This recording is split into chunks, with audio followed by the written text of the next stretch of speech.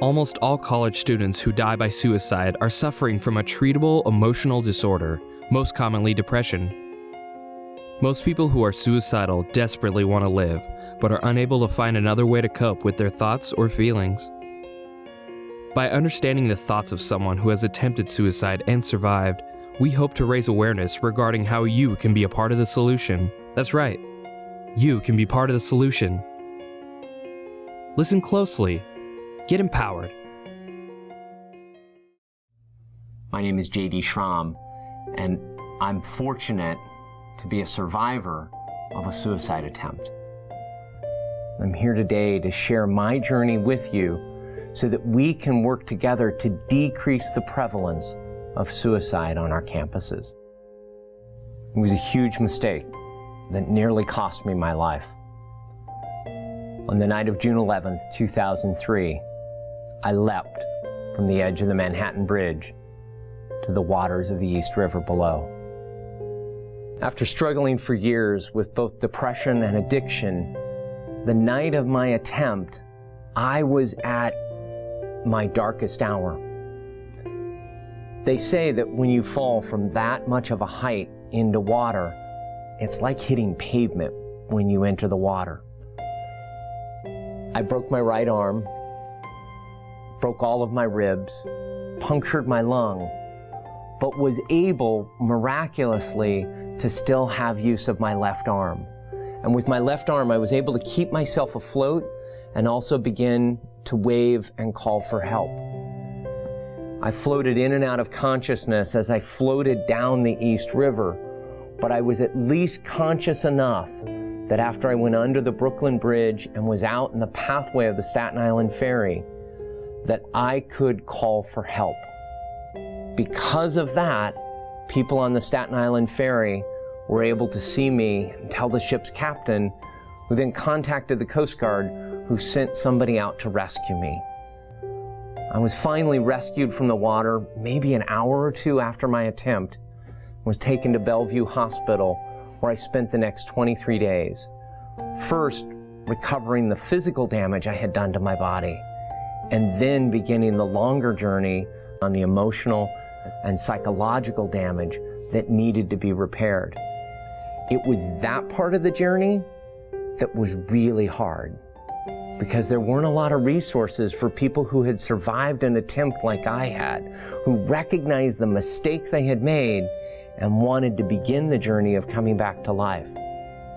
But had I been more transparent before the attempt ever happened, had I been able to acknowledge the struggles I was going through instead of trying to hold it all together, I might have been able to avoid altogether the incident on the edge of the bridge and in the water afterwards.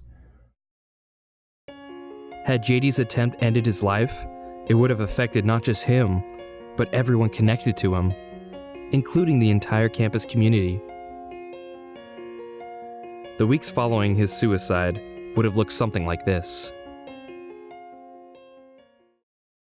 Hello, I'm Aaron. I'm from Counseling and Psychological Services. I'm here to talk to you about Paul's death and see if there's any assistance that I can provide you.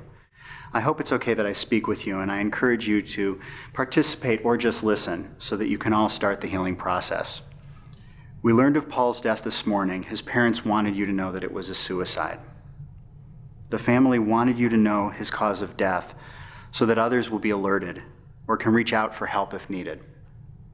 We want to take this opportunity to give you accurate information about suicide in general, ways to help prevent it, and how to get help if you or someone you know may be feeling depressed or thinking about suicide.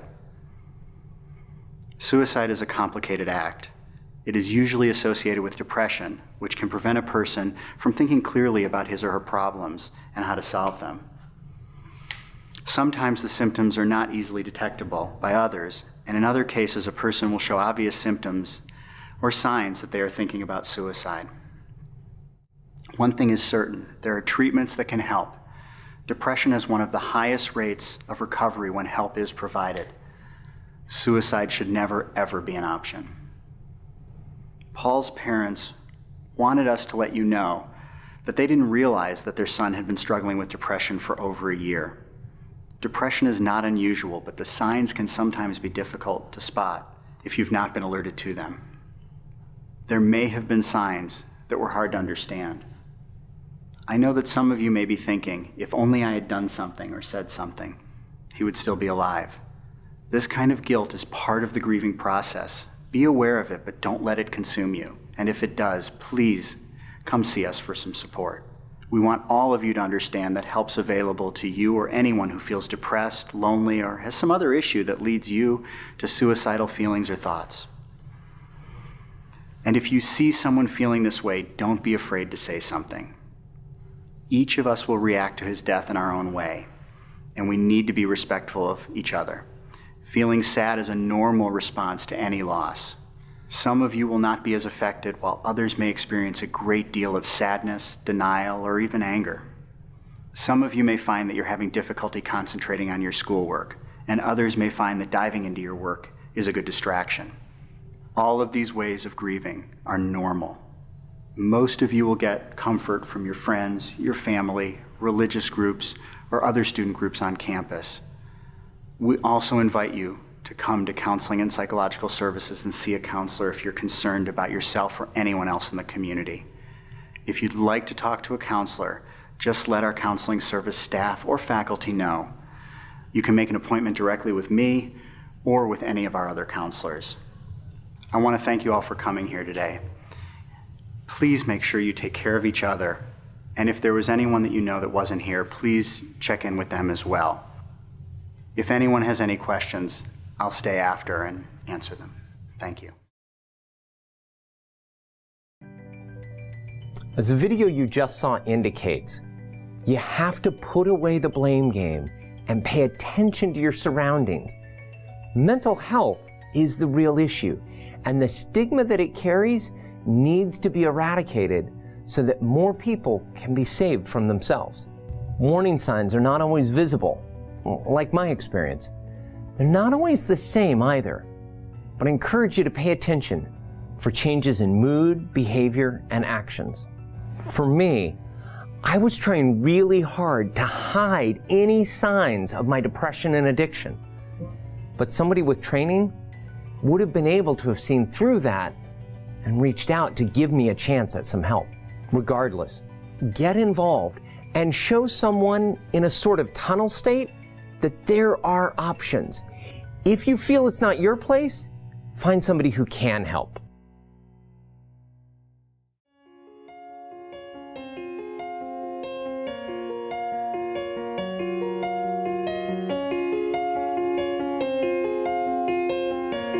Everyone has a part to play in preventing suicide.